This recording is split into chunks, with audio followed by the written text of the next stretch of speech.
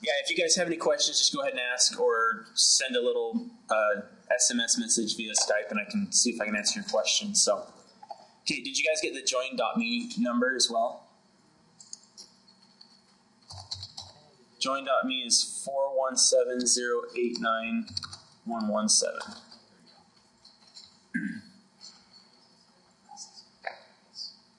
Okay.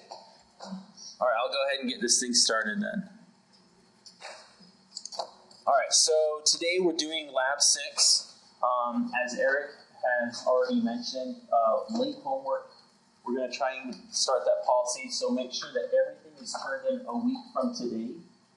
We won't be doing any, I don't believe we'll be doing any accepting any late things past that date without applying the 10% per day policy that Dr. Jensen has mentioned in the syllabus. So if you have a homework assignment that's turned in late after that day, for every day that it's late, we'll just take off 10%. So it's not meant to be mean, it's just meant so that we can kind of keep you guys all up to date, keep moving forward with the course. From what I understand, it starts a week from today. So when Lab 6 is due, everything should be turned in. So, yeah, that's what I understand, just because it wasn't announced in class. So, okay. All right, so we're going to do Lab 6 today, and this one's a little bit tricky. We're going to be using HyperMesh and Catia today.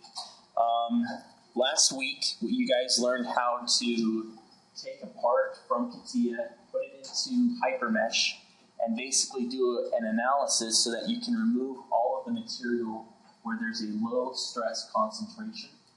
And so that way you can make the parts lighter weight. Today we're going to learn how to take those analyzed parts and we're going to export them from HyperMesh and bring them into Catia so that you can remodel the part with the new geometry.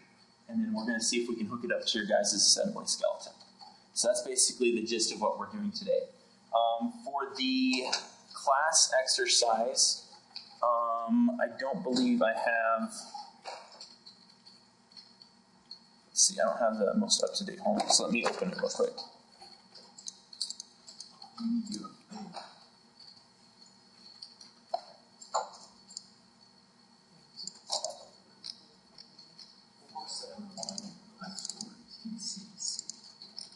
Lab 6. Okay, so for the assignment, you will have an in-class exercise which will kind of show you guys how to do. You're going to go into HyperMesh, so make sure you start opening that up. You're going to open up the file that you guys had last time, the car file. We're going to resolve it in OptiStruct. We're going to adjust the density weight until we find exactly what we want, and then we're going to export that so that we can use it inside of Catia, okay? So for what you'll need to turn in, you will need to have a screenshot of all of these different portions here. So you'll need to have a Google document that shows the optimized car arm occupying the same space as the Catia part model shown down here. So you'll have something that looks like this. You're going to have another part that looks like that with just the part. Bring it into Catia, then it brings in the mesh like that. Yeah, exactly. And then you'll kind of have to reattach it to your skeleton and morph it a little bit. And there's some images that I'll show you guys as we're going along to kind of give you an example of what it is that we're looking for. So we'll go ahead and get started. So we've got the FEM file that we've run in OptiStruct, right? So I think I've got... So we were wondering which file. Let's see here.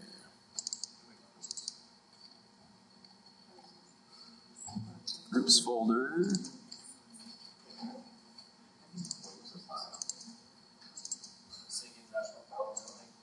It's the carm.hm. Hey Eric, is that file the part that they used last time?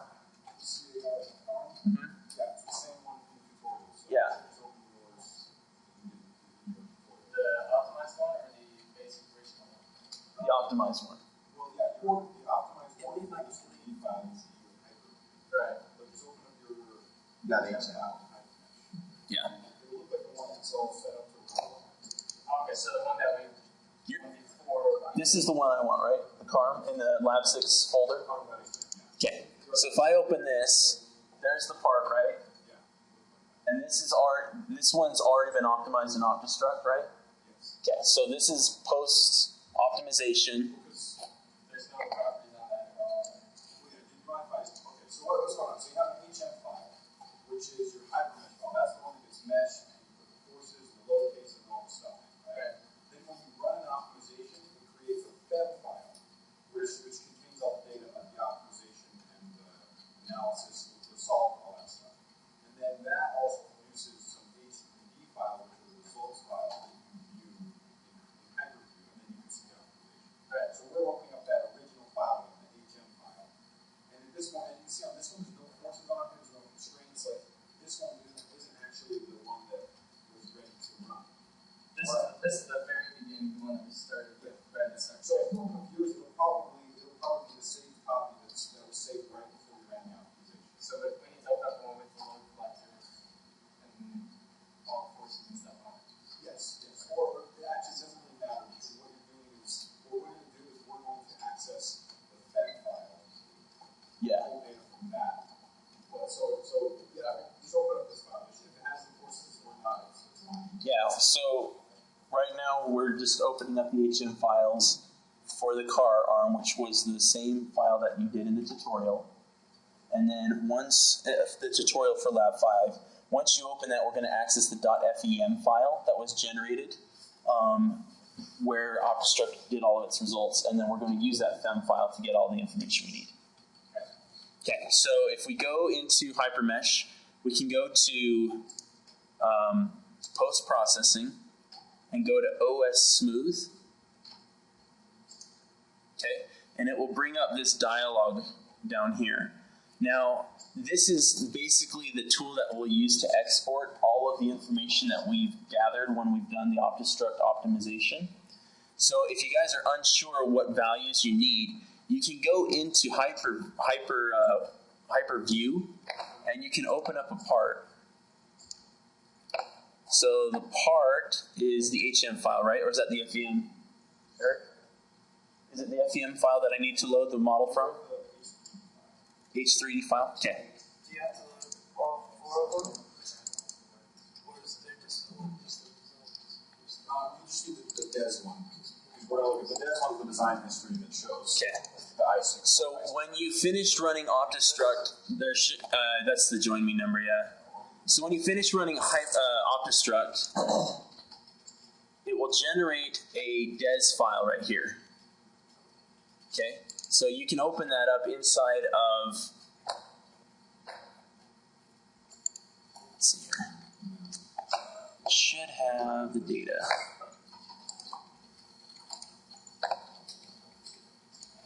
Okay, it's not showing up, Eric. The part's not showing up. Did you hit apply? Or did you just do the... I just hit open. Yeah, here, and then you have to hit apply. Okay. Actually, apply.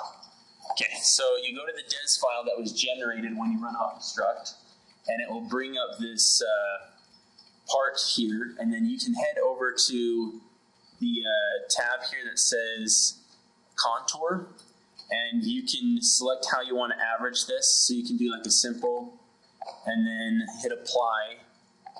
And then if you come over here, you can do a ISO value.